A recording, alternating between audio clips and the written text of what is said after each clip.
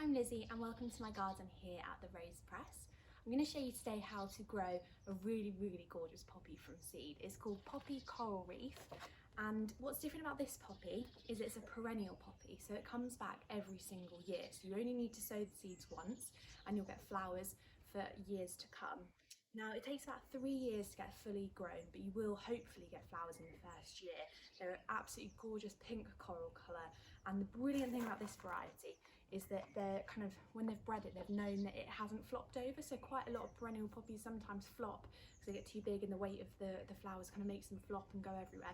But actually this one's a really nice upright variety, which is why I've chosen it to share with you. And so this one is very different to, because it's a perennial poppy, it's very different to the annual poppy seeds. So things like Amazing Grey and the kind of poppies, the red poppies that you see in fields, they're annuals. So we sow them much later in the season when it's warmer, straight into the soil, and they just grow from there, sort of a direct sown poppy. Whereas these poppies we need to start indoors in March, February to March, and they really need some heat, and they need that intense heat to then get started.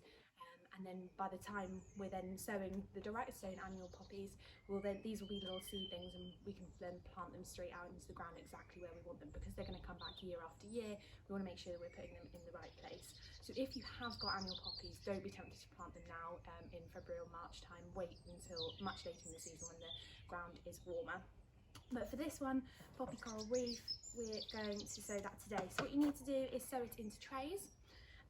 Fill up with compost and give it a water first, and the reason we do that is because the seeds actually sit on top of the compost, and if you wait until you sow them and then you water it, the water might wash it away into all the crevices and cracks and down the sides, and then the seed doesn't get the light that it needs to germinate. So we water it first and then we'll sow the seed, and this one's really simple to sow. So just take the top off of there. And again, these seeds are really tiny, poppy seeds generally are, so just be really careful when you're opening your pack that you don't lose any of the seeds.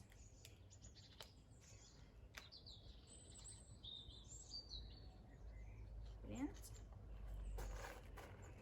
And then we're just going to spread them really thinly. These are quite hard to germinate, so you might not get 100% germination rate, but they are worth it because they will be beautiful, and like I say, they last a few years when they come back year after year. So you only need to buy the seeds once, and then you've got flowers for a long time to come.